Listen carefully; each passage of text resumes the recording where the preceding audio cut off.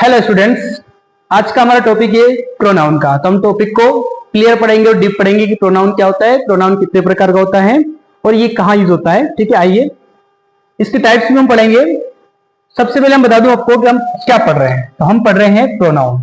ठीक है, प्रोनाउन क्या होता है देखो, आपको इस वर्ड से ही मालूम पड़ रहा है। प्रो प्लस नाउन, यानी कि वे शब्द होते हैं जो नाउन के पहले या नाउन के स्थान पर यूज किए जाते हैं। ऐसे वर्ड जिनका उपयोग हम नाउन के स्थान पर करते हैं। जैसे मैं बार बार एक नाम लेता हूं, जैसे राम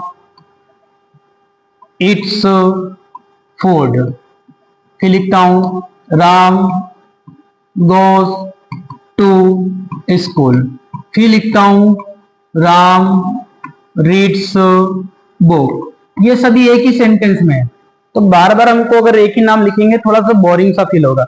लेकिन अगर मैं एक बार राम का नाम ले और उसके बाद उस राम के स्थान पे उसकी जगह जो कोई सा वर्ड ले लो, जैसे मैं ले लूं ही, तो वो जो वर्ड है ना, जो मैंने ही बोला ना, वही कहलाएगा आपका प्रोनाउन। देखो डेफिनेशन में लिखा हुआ है, प्रोनाउन वे वर्ड होते हैं जो नाउन की जगह यूज होता है। Example, Ram is boy, he is playing. जो ये ही है ना, यही क्या है, प्रोनाउन है।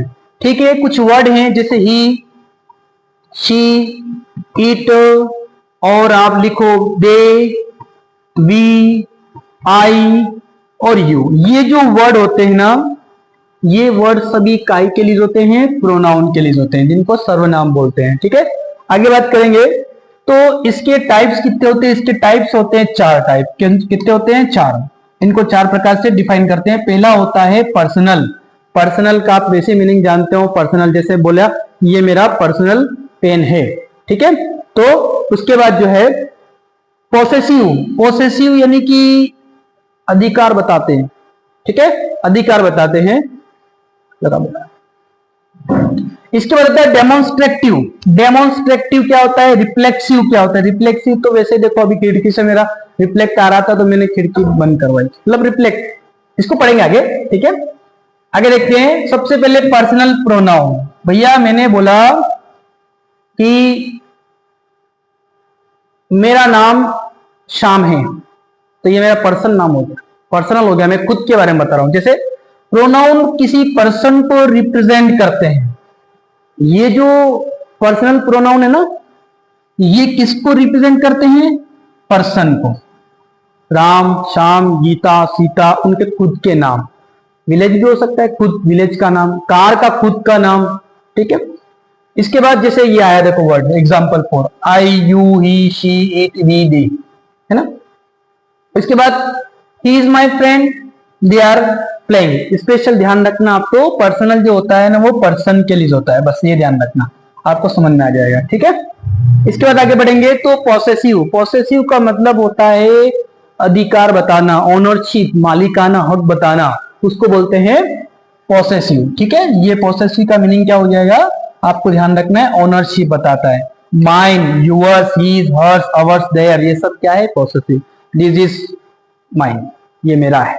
ठीक है, मैंने बोला दिस बुक इज माइन, ये बुक मेरी है। दिस मोबाइल इज यूअर्स, ये आपका मोबाइल है। दिस हाउस इज हिज, ये घर उसका है।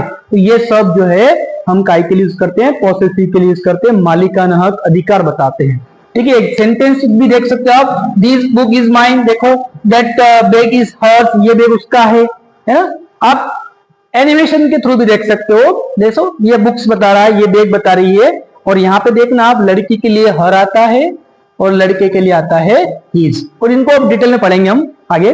ठीक है, नेक्स्ट आता है डेमोन्स्ट्रेटिव। डेमोन्स्ट्रेटिव वे वर्ड होते हैं जो पॉइंट करके हम बताते हैं, किसी की तरफ इशारा करते हैं, उसको हाथ मत लगाना, वो मेरा मोबाइल है। तो जिसको हम इंगित कर रहे, पॉइंट कर रहे हैं, उनको ही बोलते हैं डेमोन्स्ट्रेटिव। जो किसी वस्तु को पॉइंट करता है, जैसे दीज, दैट, दोज और those, sorry these, that, these, those, ये चार वर्ड है। इसकी एक शॉर्ट वीडियो मैंने डाल रखी है यूट्यूब पे, आप उसको देख सकते हो, है ना।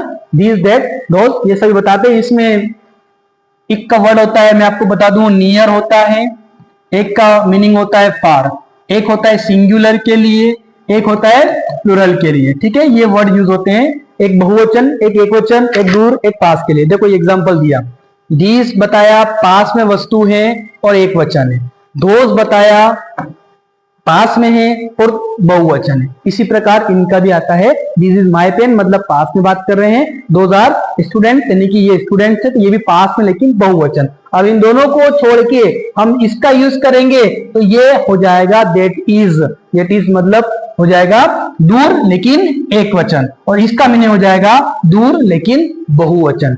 इसका हिंदी मीनिंग होता है यह, इसका हिंदी मीनिंग होता है वह, इसका हिंदी मीनिंग होता है ये, और इसका हिंदी मीनिंग होता है वे। ठीक है, इसको डिटेल में जानना है तो मैंने शॉर्ट वीडियो बना रखा है, आप एक बार देख लीजिएगा। ठीक है, उसके बाद आता है रिफ्लेक्सिव। रिफ्लेक्सिव से नाम से मालूम पड़ा रिफ्लेक्ट होना। ठीक है, जब सब्जेक्ट या खुद से एक्शन, खुद पर एक्शन करे।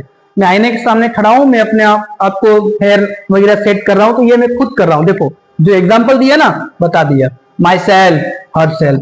अब आप कंधा दर्द कर बोल रहे हैं, मेरा कंधा बहुत दर्द कर रहा है, आईने के सामने हम देख के ने जो है एक्शन कर रहे हैं, तो इसके लिए कौन कौन से वर्ड यूज होते हैं? Myself, yourself, himself, herself, themself. Sentence हो गया I did it myself, ये काम मैंने खुद ने किया। जो भी कर रहे हैं तो खुद के बारे में बताते हैं कि ये मैंने खुद ने किया। तो खुद के लिए जो वर्ड, जो खुद हमने वर्ड यूज किया ना, उस वर्ड को क्या बोलते हैं इंग्लिश में?